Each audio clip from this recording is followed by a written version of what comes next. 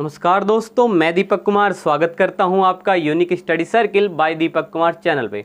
दोस्तों, अगर चैनल पर नए हैं तो चैनल को सब्सक्राइब जरूर करें, साथ ही बेल आइकन प्रेस करना बिल्कुल ना भूलें, जिससे दोस्तों आने वाली हर वीडियो का नोटिफिकेशन आपको समय पे मिलता रहे। और दोस्तों, अब तक की सभी क्लास आप हमारे चैनल की प्लेलिस्ट पर जाकर देख सकते हैं। तो दोस्तों देखिए, आज आप जैसे कि आपको पता ही है कि हम पढ़ रहे हैं आर्ट्स सवाल मैथ। तो और आज एक बहुत ही इंटरेस्टिंग और बहुत ही प्यारा सा लेसन हम शुरू करने वाले हैं दोस्तों। इस लेसन का नाम है दोस्तों मिश्र समानुपात।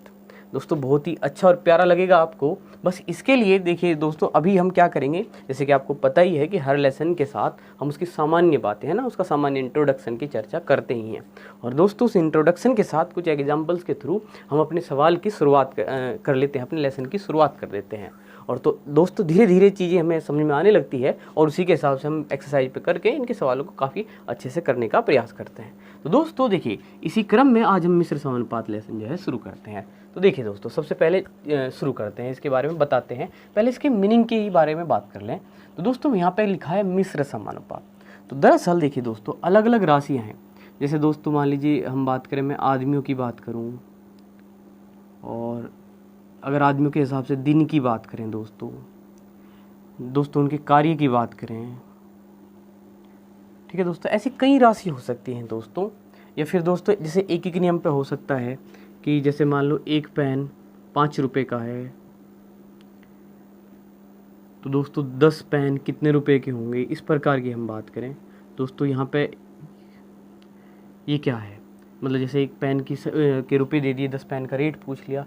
इस प्रकार के दोस्तों कोई भी सवाल हो सकते हैं। मतलब ऐसे भी सवाल हो सकते हैं दोस्तों जिस प्रकार के सवालों में हम एक एक नियम लगा लेते हैं। जैसे अगर कोई कहे कि एक पेन 5 रुपए का, तो 10 पेन कितने रुपए के होंगे।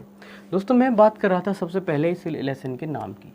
दोस्तों मिश्र समानुपात का मतलब है कि देखिए दोस्तों, अगर हम एक एक नियम की बात करें तो मोस्टली उसमें क्या होता है, सामान्यतः है कि दोस्तों एक ही राशि के या दो राशि होती हैं दोस्तों। जैसे यहाँ पेन की संख्या और उनके रुपए हो गए, तो दोस्तों यहाँ अगले लाइन में पेन के बारे में बात कर देगा, उससे ज़्यादा बात नहीं करता। तो दोस्तों इस लेसन की ज़रूरत हमें इसलिए पड़ी है कि जब एक ही सवाल में एक से ज़्यादा राशियों के बारे में बात हो रही हो, जैसे अगर किसी एक ही सवाल में आदमियों का जिक्र कर दिया हो, दिनों का जिक्र कर दिया हो, कार्य का जिक्र कर दिया हो, इनके द्वारा उन किए गए एक दिन में कितने घंटे काम करते हैं उनका जिक्र कर दिया हो दोस्तों, तो एक ही सवाल में जब एक से अधिक, दोस्तों मैंने राशि बोल रहा हूँ, जैसे आदमियों की संख्या है ना, 10 दे दी, फिर 5 दे दी, दिन बता दिए, 5 घंटे 10 घंटे, इनको मैं राशि बोल रहा हूँ। ठीक है दोस्तों, अगर आपको ऐसे इस शब्द से थोड़ी दिक्कत हो तो आप समझ लीजिएगा कि मैं राशि किस को बोल रहा हूँ दोस्तों। जैसे दो से ज़्यादा चीज़ें दे दी, दो के जैसे चीज़ों में तो हम एक एक नियम या इस प्रकार के बहुत सारे नियम लगा के आसानी से कर सकते हैं। लेकिन दोस्तों सवाल ये उठा कि क्या अगर एक ही साथ एक ही सवाल में इस प्रकार की कई राशियों का जिक्र कर दिया जाए तो उसको आसानी से नहीं किया जा सकता? तो बिल्कुल किया जा सकता है। तो दोस्तों एक से अधिक अनुपात ही क्या कहलाते हैं दोस्तों? मिश्र समानुपात कहलाते हैं। मान लीजिए एक अनुपात हमारे पे एक अनुपात बी है, एक दोस्तों मान लीजिए सी अनुपात डी है, एक डी मान लीजिए ई अनुपात एफ है। तो दोस्तों ये क्या हुए, एक से अधिक अनुपात हुए। तो एक से अधिक अनुपात की वजह से दोस्तों इस लेसन का नाम क्या है, मिश्र समानुपात। तो दोस्तों मोस्टली यहाँ पे जो मतलब हम बात करें दोस्तों, कई तरीके से हम इस प्रकार के सवालों को करते थे कि यहाँ पे जो दिए गए आंकड़े हैं कुछ ऐसे अरेंज कर लिए, इस तरीके से अरेंज कर लिए, और जैसे कि हमें पता है कि दोस्तों बीच बीच वालों की गुणा कर दी, बाहर बाहर वालों की। तो दोस्तों ये कुछ इसके पर्टिकुलर मेथड रहा करते थे जब हमने शुरुआत में बेसिक चीज़ें हम इसमें करें। लेकिन दोस्तों धीरे धीरे चीज़ें बदली, और आप जानते भी हैं दोस्तों कि हम हमेशा प्रयास करते हैं कि हमें इतना ना सोचना पड़े कि हमारा समय कुछ ज़्यादा ज़रूरत से ज़्यादा ही सोचने में विचारने में ही चला जाए। दोस्तों हम सोचते हैं कि बस एक बार हम सवाल पढ़ें और दोस्तों उसी के साथ हमारा अरेंजमेंट हमें आ जाए, सीधे सीधे आ जाए, तो दोस्तों जल्दी जल्दी हम सवाल को कर सकें। तो दोस्तों यहाँ पे देखिए कुछ राशियाँ आपस में फिर क्या किया गया, जैसे ये रिलेशन सारे क्रिएट किए गए, उन्हीं राशियों के आधार पे दोस्तों जो रिजल्ट निकल के आया उनके आधार पर डायरेक्ट फॉर्मूले क्रिएट कर दिए गए हैं। तो हम उनको समझने का प्रयास करते हैं। तो दोस्तों जैसे कि इस प्रकार का एक सवाल है कि एक पेन 5 रुपए के, तो 10 पेन कितने के होंगे। तो दोस्तों हमने ऐसे कि एक छोटे सवाल में हम अंदाजा लगाएं। दोस्तों हम क्या करेंगे, एक पेन का 5 तो 10 का क्या, 10 पंजे 50 ऐसे गुणा कर देंगे। ठीक है दोस्तों, 5 गुना 10 कर दिया और हम कह दिया कि दोस्तों कितने, 50 रुपये का। अब दोस्तों हमें समझ में आया एक पेन का 5 रुपये और 10 पेन का 50 रुपये। और दोस्तों हम बहुत बार ये बात करते हैं कि बटे के मान अपने होते हैं और गुणा के मान दूसरों के। तो दोस्तों अगर इन वैल्यूज़ को मैं बटे में लेता यानी कि एक पेन कितने का दोस्तों, 5 रुपये का, तो दोस्तों 10 पेन कितने के दोस्तों, 50 रुपये के। मतलब सॉरी दोस्तों, ये तो हमारा आंसर ही हो जाएगा, मान लीजिए x हो गया। तो क्या दोस्तों इस तरीके से भी ये आंसर आ सकता है? तो x की गुणा a यहाँ पे कर ली, और 5 की गुणा दोस्तों किसमें 10 में करके कितना है 50। और दोस्तों पूरी बात सुने, है ना, क्वेश्चन करें, तभी चीज़ें धीरे धीरे समझ में आएगी। ऐसा नहीं है कि 2 मिनट में आपको सारी चीज़ें समझ में आ जाएगी कि मैं कहना क्या चाह रहा हूँ दोस्तों, है ना। और धीरे धीरे सारी चीज़ें स्पष्ट होंगी। आपको पहली क्लास है और शुरुआत करें हम नए टॉपिक की, तो धीरे धीरे सब समझ में आएगा। तो दोस्तों जैसे कि इसमें देखा हमने कि देखिए जो बटे के मान अपने होते हैं जिनमें एक एक नियम लगा सकते हैं, उन्हें बटे में रख सकते हैं। तो दोस्तों यहाँ पे ये भी एक नियम हो सकता है कि देखिए ये एक राशि थी, यहाँ 5 रुपये थी, यहाँ 10 हुए, तो यहाँ ज़्यादा बढ़ गई। दोस्तों क्या हुआ, कुछ राशि ऐसी होती है कि एक के बढ़ने में दूसरी बढ़े। कुछ राशि कैसी है दोस्तों कि एक अगर बढ़े तो दूसरा भी बढ़े। ठीक है दोस्तों, ऐसे सवालों में नॉर्मली क्या लग जाता है, एक एक नियम लग जाता है दोस्तों। क्या लग जाता है, एक एक नियम। ठीक है, इसके अलावा दोस्तों ऐसे सवाल को आप कहाँ रख सकते हो, भाग में रख सकते हो, क्योंकि दोस्तों बटे के मान क्या है, क्या होते हैं, अपने होते हैं। तो दोस्तों भाग में रखना, बटे दोस्तों भाग ही तो है एक प्रकार का। तो दोस्तों अगर आप चाहें तो इनमें ऐसे सवालों में एक एक नियम लगाएं। एक एक नियम और भाग में रखने से मतलब क्या है, जब दोस्तों जैसे यहाँ पे है ना, एक पेन देके 5 रुपये दिए, 10 पेन देके पूछ लिए दोस्तों, ऐसे में एक ही नियम लगाओ। लेकिन दोस्तों जैसे मैंने कहा, लेसन का नाम ही क्या है, मिश्र समानुपात। आपको एक से ज़्यादा अनुपात की अगर आवश्यकता हो और एक से ज़्यादा राशियों या 2 से ज़्यादा राशियों का जिक्र कर दिया हो दोस्तों, तब आपको ज़रूरत पड़ेगी कहीं ना कहीं किसकी दोस्तों, यहाँ पे और कुछ नियमों की। तो दोस्तों हमने कहा कि अगर ऐसा है कि एक के बढ़ने पे, राशि की मैं बात करूं, एक राशि के बढ़ने पे दूसरा भी बढ़े दोस्तों, उसमें एक ही नियम भी लग सकता है। और हमें पता है कि बटे के मान भी अपने होते हैं, तो दोस्तों आप उन्हें बटे में रख के भी हल कर सकते हैं। इसके अलावा दोस्तों हमें यहाँ से क्या समझ में आया, हो सकता है कि एक के बढ़ने पे दोस्तों दूसरा क्या हो, घटे। ऐसा क्या होता है दोस्तों, उसको भी समझ लेते हैं कि घटने का क्या है। 1-2 एग्जाम्पल से धीरे धीरे चीज़ें समझ में आएंगी दोस्तों, है ना। एकदम से चीज़ें ना भी समझ में आ रही हो, ठीक है, तो धीरे धीरे आने लगेंगी। अगर एक्सप्लेनेशन से नहीं आ रही दोस्तों, तो क्वेश्चन में आएगी जाके, जरूर आएंगी चीज़ें धीरे धीरे समझ में। ठीक दोस्तों, एक के बढ़ने पर दूसरा घटे। जैसे कि दोस्तों मैं कहूँ कि हमारे पास कितने आदमी हैं, 10 आदमी, और मान लीजिए दोस्तों 5 दिन लगे। अब दोस्तों आप नॉर्मली, चाहे हमसे आंसर ना आता हो, हम ये कह सकते हैं, जैसे हमारे घर पे कोई काम ही है, मान लीजिए हमारे घर पे कोई मकान बनना है दोस्तों, है ना, और आपने क्या करा कि 10 आदमी वहाँ पे मकान पे काम पे लगा दिया, और वो लोग क्या कर रहे हैं दोस्तों, 5 दिन में कर रहे हैं। और दोस्तों किसी वजह से आपको अपना घर है ना और 5 दिन से भी ज़्यादा जल्दी समय में बनाना है, तो आप क्या करोगे, आदमियों की संख्या बढ़ाओगे या घटा दोगे। तो दोस्तों बहुत ही नॉर्मल सी बात है कि आदमी की संख्या मान लीजिए आपने बढ़ा के 20 कर दी, तो अब बड़े आराम से कह दोगे कि ये है ना समय आधा लेंगे। ठीक है दोस्तों, देखिए अब बताओ यहाँ पे क्या हुआ, आदमी की संख्या क्या हुई दोस्तों, देखिए 10 से कितनी हुई, यहाँ पे 20, तो आदमी की संख्या क्या हुई, बढ़ी। और यहाँ पे दिन दोस्तों 5 से क्या हुआ, 2.5। तो इसका मतलब दोस्तों क्या हुआ, यहाँ पे देखिए ये चीज़ बढ़ने पे दोस्तों ये क्या हुआ, घट गया। तो दोस्तों यहाँ पे एक के बढ़ने पे अगर दूसरा घटे दोस्तों, है ना, तो उस सिचुएशन में दोस्तों आप उन्हें कहाँ लिखें, गुणा में लिखें। क्योंकि दोस्तों ये बटे के मान तो अपने होते हैं, तो वो भाग में लिख लेते, एक के बढ़ने में दूसरा भी बढ़े, इस प्रकार की सिचुएशन। तो दोस्तों अगर एक के बढ़ने में दूसरा घटे तो आप उन्हें कहाँ लिखें, गुणा में लिखें दोस्तों। क्या कहाँ लिखें, आप उन्हें गुणा में लिखें। तो दोस्तों इन सारी सिचुएशनों को ध्यान से देखते हुए, एग्जामिन करते हुए, आपने बहुत ही पॉपुलर फॉर्मूला पढ़ा ही होगा दोस्तों, MDH/W। दोस्तों मतलब जैसे कि हम बात कर ही रहे थे कि दोस्तों क्या है दरअसल सारी चीज़ें, कि हम चाहते कि हम डायरेक्ट सीखें सारी चीज़ें, हमें ज़्यादा मेहनत ना करनी पड़े दोस्तों। M का मतलब समझ पा रहे हैं आप दोस्तों, यहाँ पे क्या है, आदमी है। M का मतलब क्या है, आदमी है दोस्तों। D का मतलब क्या है दोस्तों, दिन है। H का मतलब पता है कि दोस्तों क्या है, घंटे हैं। और दोस्तों कार्य का मतलब क्या है दोस्तों, W है। और अगर आप इस पे ध्यान से देखें दोस्तों, अच्छा दोस्तों ये दो जो MDH/W है दोस्तों, ये दो बराबर के दोनों तरफ लगता है। जैसे अगर हम इसे M1 D1 H1/W1, और दोस्तों इस साइड में मैं बात करूँ तो M1 D2 M2 D2 H2 और अपॉन W2 लिखूँ, तो भी इसमें भी कोई दिक्कत वाली बात नहीं है दोस्तों।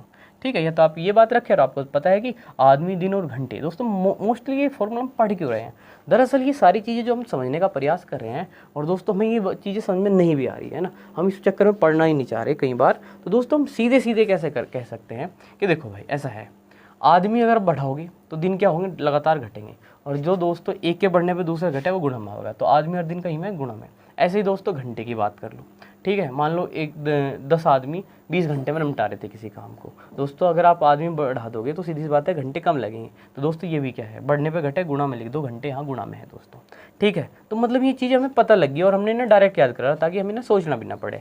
जैसे दोस्तों कार्य की बात करें, एक आदमी एक काम करेगा, अब 2 आदमी लगा दो। अगर आप दिन और घंटे को कांस्टेंट कर दो, मतलब निश्चित कर दो, स्थिर कर दो, जितने घंटे उतने वही एक आदमी काम करता, जितने दिन एक काम करा था, अब उतने ही आदमियों की संख्या बढ़ा दो दोस्तों, तो कार्य क्या होगा, ज़्यादा होगा। कार्य क्या होगा दोस्तों, ज़्यादा। अगर ये निश्चित कर दे दोस्तों, आदमी और घंटे उतने ही रखें जितने पहले थे, तो अगर 10 आदमी दोस्तों 10 काम कर रहे थे तो 20 आदमी 20 काम कर देंगे, ये बहुत ही नॉर्मल बात है। तो बढ़ने पे बढ़ा, तो दोस्तों एक के बढ़ने पे दूसरा बढ़ा, और दोस्तों उसे कहाँ लिख सकते हैं, भाग में, इसलिए कार्य डब्लू कहाँ आया दोस्तों, बटे में आया। इस प्रकार दोस्तों बहुत सारी चीज़ें हो सकती हैं। और जैसे कि मैं बात करूँ दोस्तों,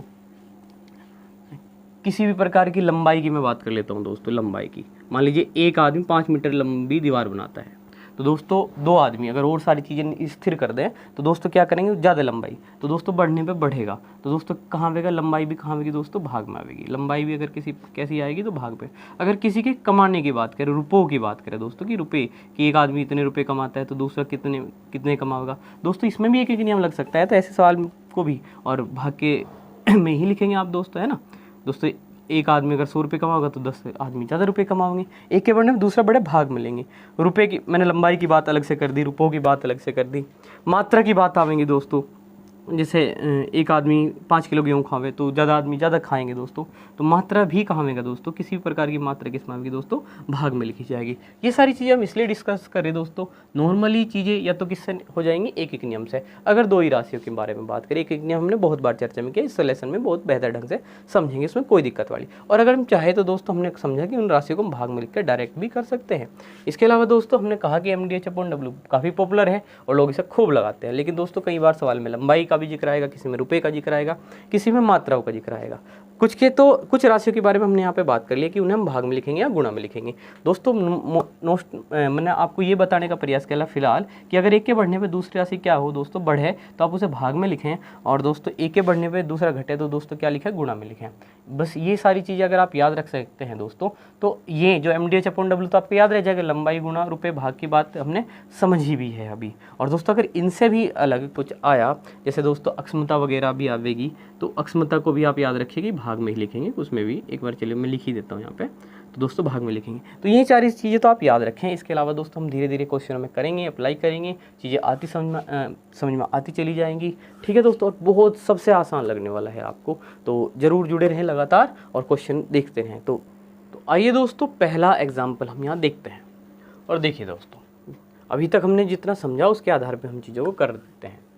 दोस्तों यहाँ लिखा है, यदि 25 खिलौनों का मूल्य 720 रुपये हो तो ऐसे 13 खिलौनों का मूल्य कितना होगा।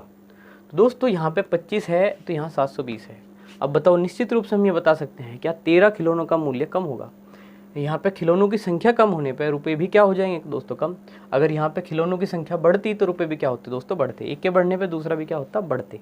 तो दोस्तों यहाँ पे हम क्या कर सकते हैं, एक एक नियम लगा सकते हैं, या दोस्तों इन्हें हम भाग में लिख कर भी इसे हल कर सकते हैं सवाल को। दोनों ही तरीकों से देख लेंगे। शुरुआत है दोस्तों, हर चीज़ को अच्छे से समझ के चलेंगे, ठीक है दोस्तों। और एक्सरसाइज में और ज़्यादा प्रैक्टिस हो ही जाएगी हमारी। एग्जाम्पल तो आपको पता ही है कि रैंडमली आते हैं, है ना, हर एग्जाम्पल लगभग अलग सा ही आता है फिलहाल।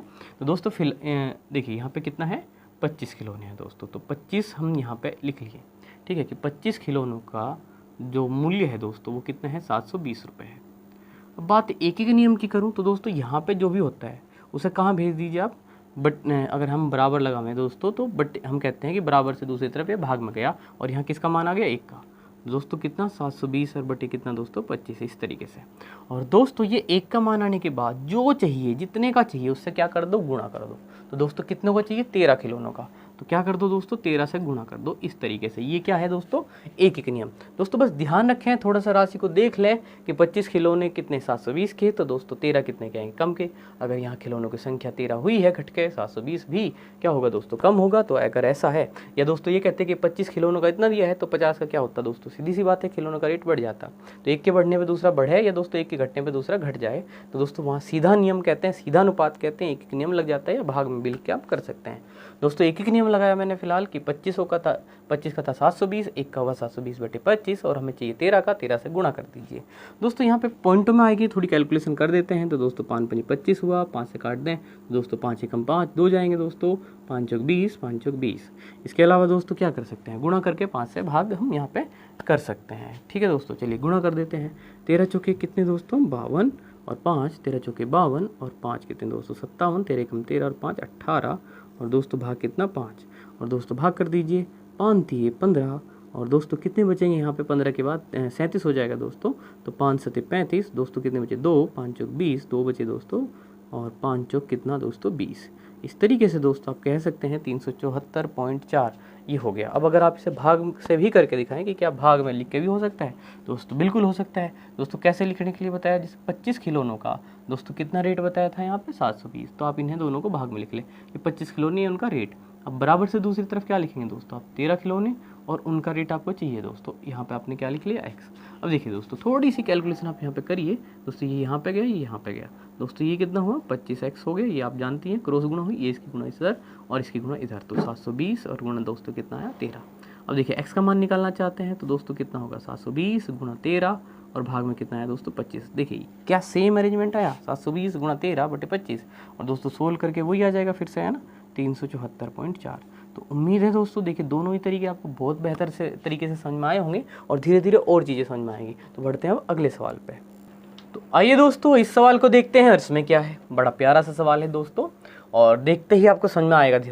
तो देखिए दोस्तों क्या है, रेल द्वारा यात्रा करने में यदि 165 किलोमीटर का ये किराया हो दोस्तों, ठीक है, यहाँ पे रह गया है शायद शब्द, कोई बात नहीं दोस्तों समझ लीजिए, है ना।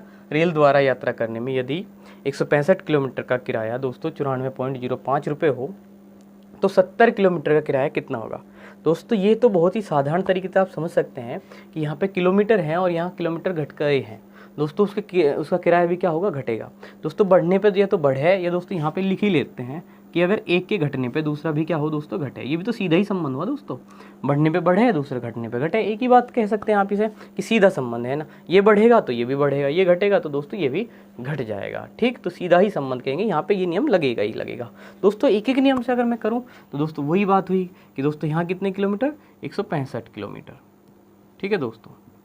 अच्छा दोस्तों यहाँ पे से किस चीज़ को बटे में भेजेंगे वो निर्भर करता है यहाँ पे कि हमें किसका मान निकालना है। अगर हमें रुपए से किलोमीटर निकालना होता दोस्तों, यहाँ रुपए होते दोस्तों, रुपए को इधर लिख के इस साइड में उनको बटे में भेज कर उन रुपयों से गुणा होते।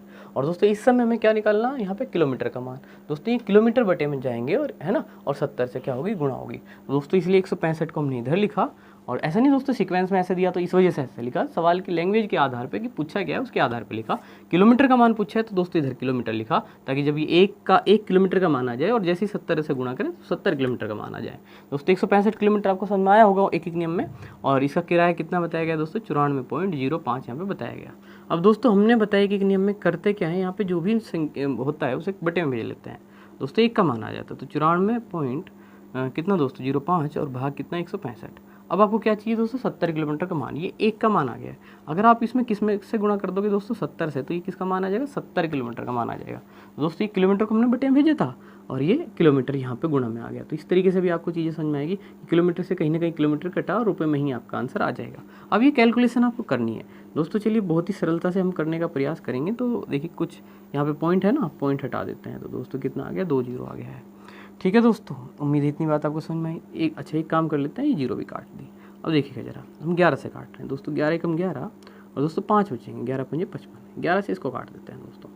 11 अठे 88 हुए दोस्तों, है ना। कितने बचे दोस्तों, 6 बच गए।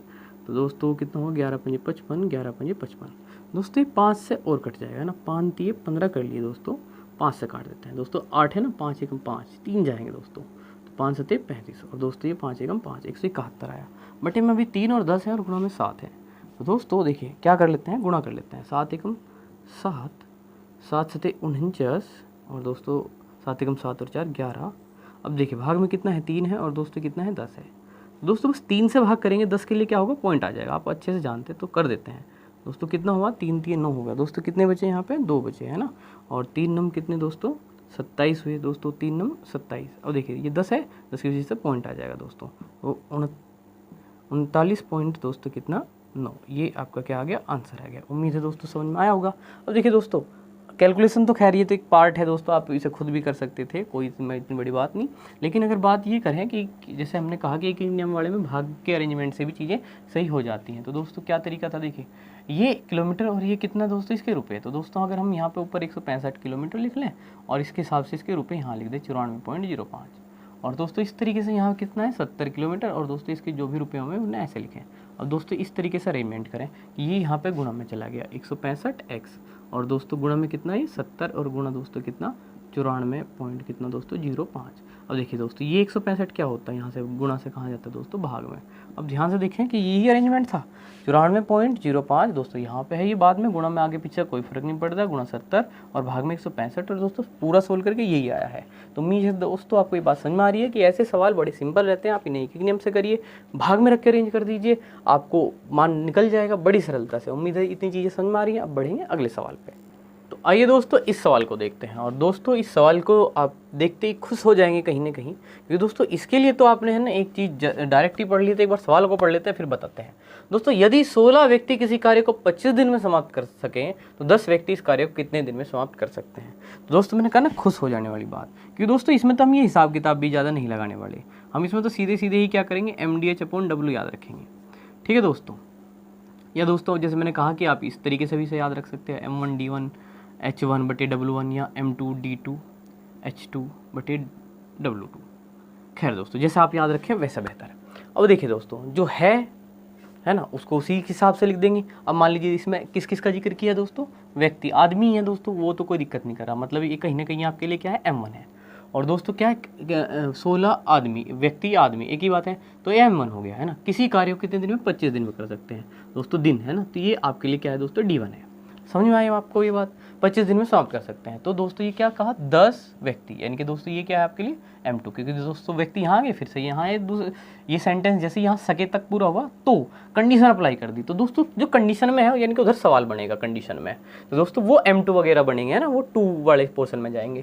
तो दोस्तों 10 व्यक्ति इस कार्य को कितने दिन में कर सकते हैं दोस्तों, जैसे यहाँ पे है ना कितने दिन, तो दोस्तों ये वो है क्या D2, आप इस D2 को क्या मान सकते हैं X, कितने दिन है ना दोस्तों, जो सवाल है वो है ये, तो समाप्त कर सकेंगे। तो दोस्तों देखिए इसमें ना तो H1 है और ना ही क्या है W1 है, ना H2 है ना W2 है, क्या क्या है दोस्तों M1D1 M2D2। और दोस्तों इस अरेंजमेंट के हिसाब से M1D1 किस में है गुणा में है, और दोस्तों M2D2 भी किस में है गुणा में है, और जैसे ही आप अप्लाई करेंगे ये आपका आंसर आ जाएगा।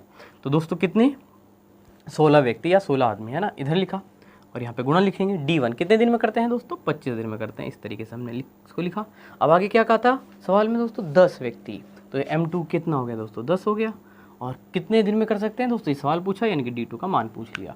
अब देखिए दोस्तों हो गया आपका आंसर, ये बताना है आपको। तो दोस्तों यहाँ गुणा में क्या है 10 है, और 10 को कहाँ भेज दीजिए बटे में भेज दीजिए।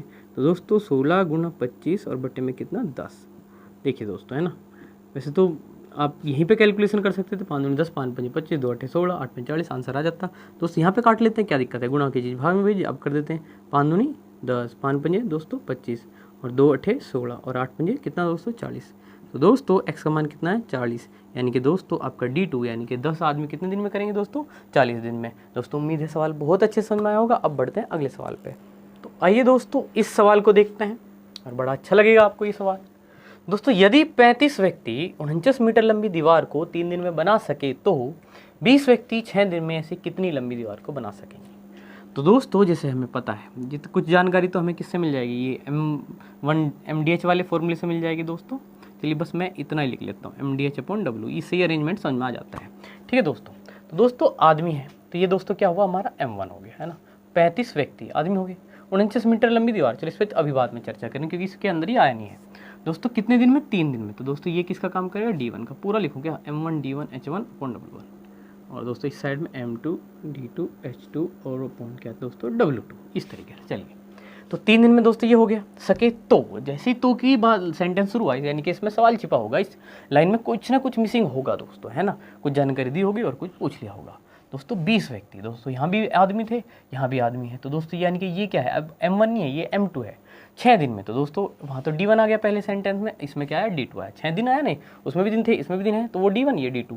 ऐसी कितनी लंबी दीवार को, तो दोस्तों अगर यहाँ पे आप इसे देखिए लंबाई, अब बात लंबाई की कर ही लेते हैं। वैसे दोस्तों मैंने लिखवाया भी था कि लंबाई जैसी चीज़ दोस्तों, जैसे एक आदमी है ना वो 5 मीटर लंबी दीवार बनाता है, तो दोस्तों अगर 2 आदमी हैं तो मान सीधी सी बात है वो 10 मीटर लंबी दीवार बनाएंगे, अगर उतना ही समय उतने ही घंटे उन्हें दिए जाए तो। दोस्तों बाकी की चीज़ें निश्चित मान ली जाती हैं। तो दोस्तों बढ़ने पर क्या हो, अगर बढ़े तो दोस्तों कहाँ क्या होता है, बढ़ने पर अगर बढ़े तो कहाँ लिखते हैं भाग में लिखते हैं दोस्तों, भाग में। या दोस्तों आप इसे एक तरीके से लंबाई को कार्य के स्थान पर लिख सकते हैं, इसमें कोई दिक्कत वाली बात नहीं है।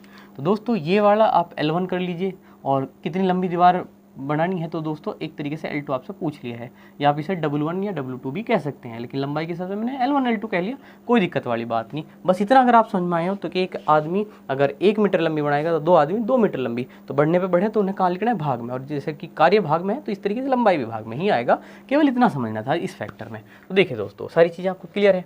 अब देखिए दोस्तों, चलिए लिखे हैं M1 और दोस्तों D1, ये तो दोस्तों गुणा में, और दोस्तों L1 वाली चीज़ है ना, लंबाई कहाँ होगी, भाग में। इधर भी लिख देते हैं दोस्तों कि M2 आदमी और दिन किस में दोस्तों, गुणा में। ये तो MDS से समझ में आ ही जाता है दोस्तों। और यहाँ पे जो भी लंबाई है दोस्तों वो L2 भाग में। दोस्तों M1 कितना है, कितने आदमी हैं, 35 व्यक्ति। कितनी मीटर लंबी दीवार दोस्तों, 49 मीटर। कहाँ लिख लिया, भाग में। अब दोस्तों कितने दिन में, 3 दिन में बनाते हैं। अब इधर आइए, तो कितना दोस्तों, 20 व्यक्ति 6 दिन में। दोस्तों कितनी मीटर लंबी दीवार, उसके जहाँ क्या लिख लो, x लिख लो। अब दोस्तों आपको इस x का मान बताना है, बड़ा सरल है आपके लिए। आप क्या करेंगे, क्रॉस करेंगे, आपको अच्छे से पता है दोस्तों। तो कितना हो जाएगा, 35, यहाँ पे 35 गुणा कितना दोस्तों, 3, और गुणा में कितना है, x आ गया। अब देखिए 49 इधर गया दोस्तों, 49 गुणा कितना, 20, और गुणा दोस्तों कितना, 6। अब दोस्तों किसका मान निकालना है, x। तो अगर ये x का मान निकालना है, ये गुणा में, ये भी कहाँ भेज दो, उधर दूसरी तरफ भाग में। अब बताओ दोस्तों x का मान क्या हो जाएगा, क्या क्या है, 49 है दोस्तों, 20 है, और गुणा में कितना है दोस्तों, 6 है दोस्तों, कितना हुआ, 6, और बटे में क्या क्या जाएगा दोस्तों, 35 जाएगा, और दोस्तों कितना जाएगा, 3। अब बताओ दोस्तों, 3 दूनी 6। अब बताओ 5 सते 35, और 5 चौक दोस्तों 20, और 7 सते 49। अब देखिए दोस्तों सब कट चुका है नीचे से, अब बस इनकी गुणा होगी। तो दोस्तों यहाँ ऐसे कर लो, 2 चौक 8, 8 सती 56। दोस्तों कितना आ गया आंसर आपका, 56, यानी कि दोस्तों 56 मीटर लंबी क्या बनेगी, यहाँ दीवार बन जाएगी। तो दोस्तों ये सवाल उम्मीद है आपको समझ में आ गया होगा। अब बढ़ेंगे अगले सवाल पे। तो आइए दोस्तों अब इस सवाल को देखते हैं। इसमें क्या कहा, यदि 24 मजदूर प्रतिदिन 7 घंटे कार्य करके खाई को 18 दिन में खोद सके तो, और दोस्तों इस सके तो पहले वाला हिसाब किताब बराबर से एक तरफ आएगा, और तो से इधर वाले सेंटेंस का हिसाब किताब दूसरी तरफ आने वाला ही आप जानते हैं। तो कितने मजदूर 9 घंटे प्रतिदिन कार्य करके इस खाई को 16 दिन में खोद सकेंगे। और दोस्तों इतना आइडिया आपको लग चुका है कि सारे के सारे डाटा MDH वाले हिसाब किताब में कवर हैं, है ना दोस्तों। कार्य यहाँ नहीं लिखते हैं, तो दोस्तों जितना दिया है उतना ही लिख लेते हैं, इतना भी समझ लें हम। तो M1 D1 और H1 का ही जिक्र है दोस्तों। जैसे कहा गया 24 मजदूर, ये आदमी ही है दोस्तों। तो दोस्तों ये क्या हुए, M1 है ना, ये पहला डाटा है हमारा, प्रतिदिन 7 घंटे। तो दोस्तों ये क्या हुआ आपका H1, और दोस्तों एक खाई को कितने दिन में दोस्तों, 18 दिन में। तो दोस्तों ये क्या हुआ, D1। तो उससे पहले वाले सेंटेंस में जितना कुछ है वो सारा दोस्तों 1-1 के हिसाब से आ गया।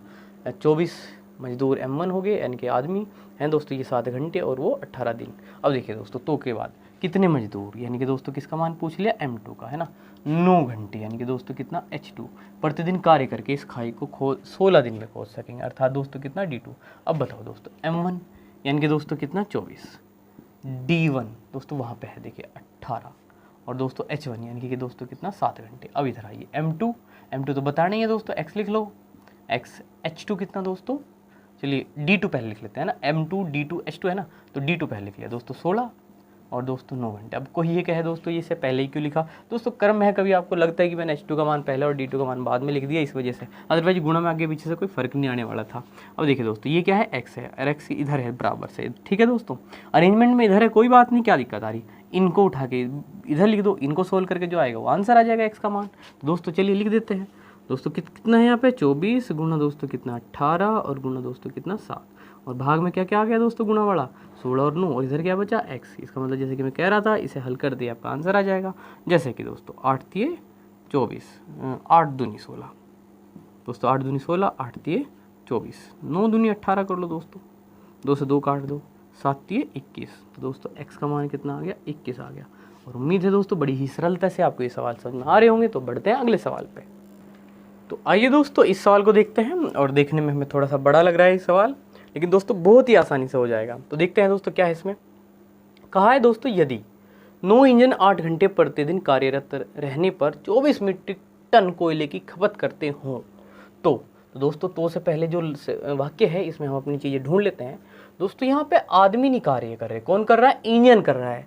तो दोस्तों जो कार्य करने वाले इंजन है, तो जहाँ हम MDH वाले में M लिखते हैं दोस्तों, उस M1 के का काम ये इंजन कर जाएगा। तो M1 के लिए आप यहाँ पे कह सकते थे दोस्तों 9 व्यक्ति 8 घंटे, है ना, कोयले, इस प्रकार की भी, मतलब अगर वाक्य थोड़ा बदल दें दोस्तों, बस क्या है, आदमी की जगह इंजन आए हैं तो कोई दिक्कत नहीं, जहाँ M1 लिखते हैं वहाँ 9 इंजन लिख देंगे, यानी कि इंजन भी नहीं, बस 9 नंबर लिखना ही तो है दोस्तों। कैलकुलेशन करेंगे 8 घंटे दोस्तों, ये कितना हुआ, H1 हो गया, है ना।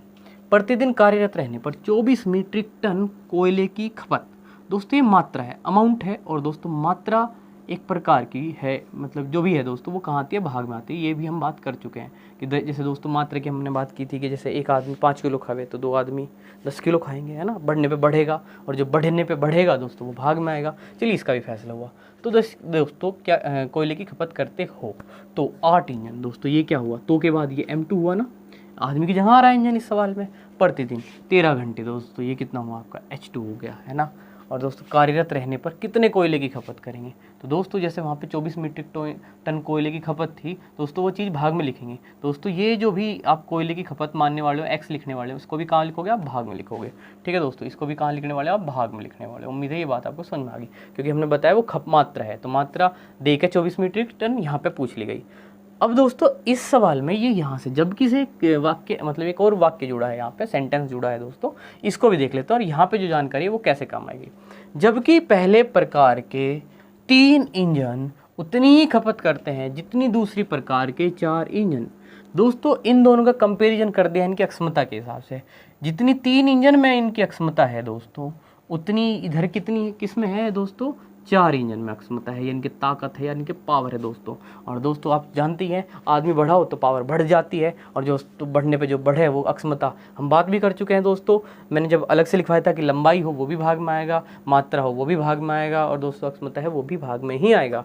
और दोस्तों अगर ये सारी चीज़ हम समझ गए हैं तो देखिए दोस्तों क्रम वाइज हम लिख देते हैं। तो दोस्तों देखिए M1 है ना 9 आ गया, तो दोस्तों H1 8 घंटे आ गया, और दोस्तों कितना, मात्रा कितनी, 24 मीट्रिक टन, ये कहानी है भाग में दोस्तों। आपने ये क्या लिखा, 24 लिखा।